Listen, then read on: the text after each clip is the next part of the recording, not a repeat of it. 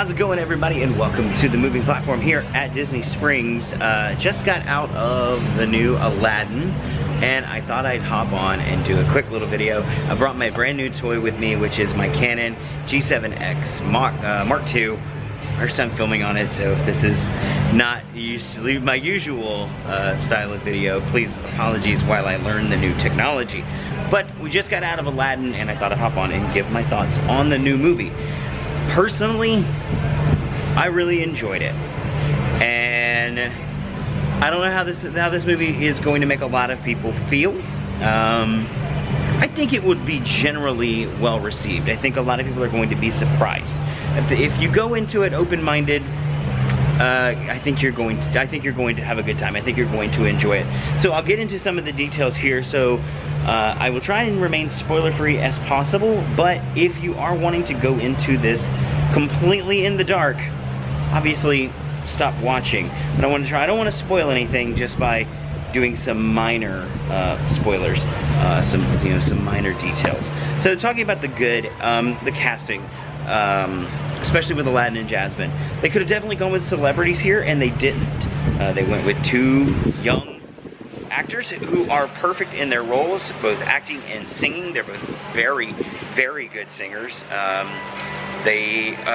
don't even think there was only one or two new songs. I think there's just one, which is Speechless, a song that was written for Jasmine. I was bummed out because I was hoping that a cut song from the original animated movie, and it's used in the Broadway musical, a song called Proud of Your Boy. I was hoping that that would make the cut this time around. Sadly, it did not. Hopefully, maybe it'll end up on a DVD or a Blu-ray, who knows. But the only casting I think I just really couldn't get behind was actually, shockingly, Jafar. It's not that he is not good. He's very good, actually. He's good.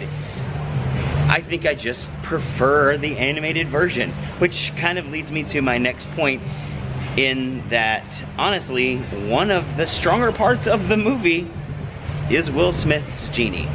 Now, hear me out before you know, poo-poo this. I went into this thinking Will Smith is not right for this role. It wasn't that he wasn't Robin Williams. That was never the thought. It was always that I just did not see Will Smith playing this role. I was wrong, and I can admit that I was wrong. This is Will Smith more going back to his days as the Fresh Prince of Bel-Air. Really, it felt like we were watching a younger Will Smith, not the older Pursuit of Happiness Will Smith, or as I like to call him, Please Give Me an Oscar Will Smith. Which is the Will Smith I don't like, and has caused me to really not like a lot of the stuff that he has done in recent years. This was opposite of that. This went back to the fun, cool, you know, Will Smith, you know, getting jiggy with it Will Smith. He really went back to that comedic, that funny, cool Will Smith that you wanted to hang out with. That's the Will Smith that comes out in this role, and it works so well. There is a little tribute to Robin Williams. I won't say what it is. It is there, so just always be watching. There are some cool little Disney Easter eggs. One is kind of pretty well hidden, and we just kind of got to catch it. I happened to catch it, thought it was hysterical. And the other is pretty obvious, and it's a lot of fun. It's a good one. So just always be watching, you know, for those little Easter eggs. Plot-wise, they didn't change anything. I mean, you had a great story with the animated classic. Why change it? No need to change it. Don't change it. The thing I think I loved about this the most was the styling that it was made. It's made more like a Bollywood musical, honestly, and it fits the culture of Agrabah perfectly. That Bollywood style of dance, the quick jerky movements, the kind of out of place, you know, for the musical style, which I think if a lot of people aren't familiar with that Bollywood musical style, this could actually be a little bit of and a little off-putting, and maybe a kind of a disconnect. But if you enjoy the Bollywood style, or at least opened to the Bollywood style, I think you'll have a lot of fun with this movie, because all of the musical numbers definitely dive headfirst without, you know, a worry or care into Bollywood. And honestly, they're the best parts of the movie. So really, my only complaint was Jafar. And like I said, it's not just because the guy is bad. That's not it.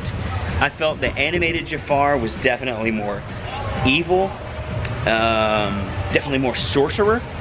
This Jafar is definitely more political, more wormy, more backstab, more betraying. And when I think of it that way, it works good for the character. I think I just like my Jafar as more of a sorcerer, which of course you do get that with Jafar, and those moments where he does get to do that, really I enjoyed. So I think it was just the approach that he took to the role. Not necessarily bad. There's really no bad part of this movie. I think it was just the part that I enjoyed the least. So, but if you're thinking about coming to see it, come and see it. Go open-minded. This is not the animated version. If you want to see the animated version, get it on Amazon. Buy it on Blu-ray or DVD. Watch it at home. It will always be there, and it can never, ever be topped. This does not try to be the animated version. I will compare this to, honestly, in a way, it's more like how Adam Lambert is when he sings with Queen. He's not Freddie Mercury, because no one could ever be Freddie Mercury. But they found a guy who fit the role of leading that band perfectly. That's what this is. It's not the animated version, but Guy Ritchie made a live action version that stands on its own, does its own thing, and honestly is a loving tribute to the animated version. So I know a lot of people are kind of getting sick of the live action remakes. I get that. We got Lion King coming up in July, so we can't give up on them now, because I think that's going to be awesome. But personally, I enjoyed this. I enjoyed this more than Dumbo.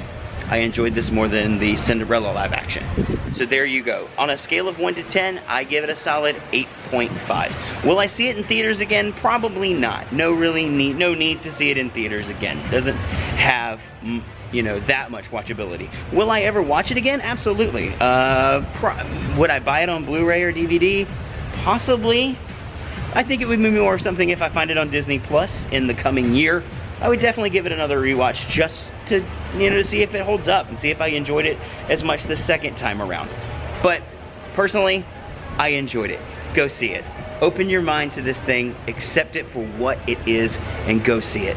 But thank you guys for watching. Hopefully you have a great rest of your night.